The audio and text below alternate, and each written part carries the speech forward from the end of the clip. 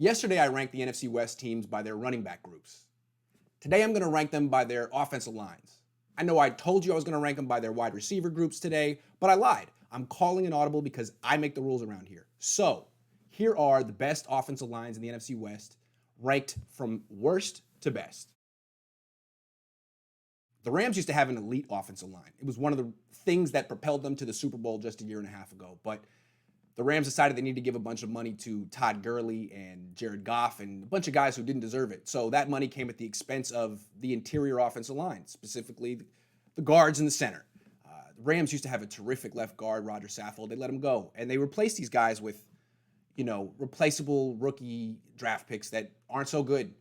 Now, the Rams did give up the fewest sacks last season, but that was a product of the scheme. Really quick passes and play action rollouts. And a very good left tackle. The Rams have Andrew Whitworth, who is still one of the best left tackles in the league, only gave up one sack last season. He will turn 39 in December. He's almost as old as Kyle Shanahan, but still a good player. The rest of the offensive line is no good. They got Austin Corbett at left guard, stinks. Brian Allen at center, stinks. Austin Blythe at right guard, stinks. Rob Havenstein at right tackle, not good. So, when you look at the Rams and why they missed the playoffs last season, a lot of it was Todd Gurley and his knee, but a lot of it was, maybe even a bigger portion of it was this offensive line. Used to be good, now it isn't.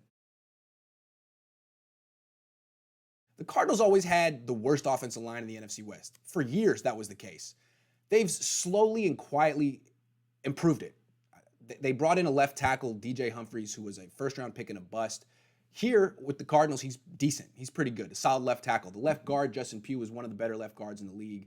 So they have two good offensive linemen. That's better than what the Rams have. The Rams have one, and he's 39 in December. So the rest of the Cardinals' offensive line, they got Mason Cole at center. They got J.R. Sweezy at right guard. Marcus Gilbert at right tackle. Gilbert hasn't played. He has played 12 games the past 3 seasons. He played 0 last season. So not a great offensive line.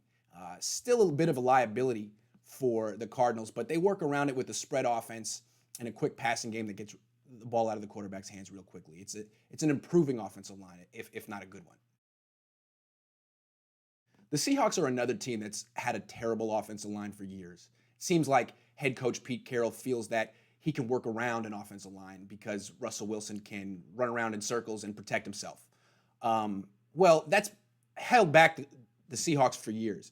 But a couple of years ago, they brought in offensive line coach Mike Solari, who used to be with the 49ers. He was Jim Harbaugh's offensive line coach, and he's one of the best.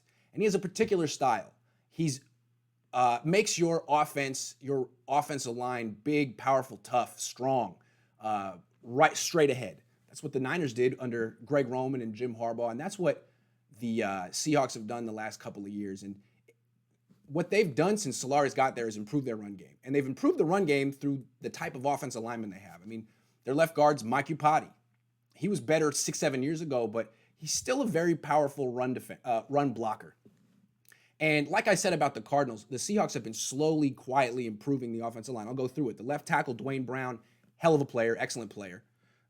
Left guard, Mike Upati, good run blocker. Mike Solari kind of player. Mike Solari has basically coached his entire career. Center, they signed a guy from Pittsburgh, B.J. Finney, big center, good run blocker. Right guard, they drafted a guy from LSU, Damian Lewis, 3rd round, big, good run blocker. And right tackle, they brought in Brandon Shell from the New York Jets. That's Art Shell's son. Big upgrade over Jermaine Ifedi, the stiff that was playing right tackle the last few seasons for the Seahawks. So is Brandon Shell a great right tackle? Maybe he's not great, but he's better than Marcus Gilbert and Rob Havenstein. He's definitely better than Jermaine Ifedi, the guy he's replacing. So if you look at the Seahawks offensive line, the left side's decent. It's returning. Brown and Upati were there last year. And then the center, B.J. Finney, he's an upgrade over Justin Britt, who is no longer in the league. Damian Lewis is probably an upgrade over DJ Fluker, who's a backup in Baltimore now. And Brandon Shell is definitely an upgrade over Jermaine Ifedi, who's a backup in Chicago. So what I want to say about this, I've just gone through 3 teams, numbers 4, 3, and 2, and none of them have a good offensive line. The Seahawks have the offensive line that's the least bad, and it's improving, but it's not good. I mean, they got pretty much a good left tackle and some solid pieces across the board for such a strong division, the NFC West, maybe the best in the league. It has a surprisingly weak group of offensive lines. And maybe that explains why the Niners sit atop this division. The Niners really do have a pretty good offensive line. I mean, it's similar to the Seahawks in that it's better run blocking than pass protecting. The Seahawks have issues in pass protection. The Niners do too. But the Niners' run blocking is just fantastic. Starting with Mike McGlinchey, he's a good example of what the Niners do. He's not the most fluid pass protector, but they're a run-first team, and he might be the best run-blocking right tackle in the league, especially when it comes to the outside zone blocking. He's just very, very athletic and when it comes to running downfield and blocking people. Now, they lost Joe Staley, but they replaced him with Trent Williams, who's an even better run blocker than Mike McGlinchey and a much better pass protector. That's one of the better tackle duos in the league.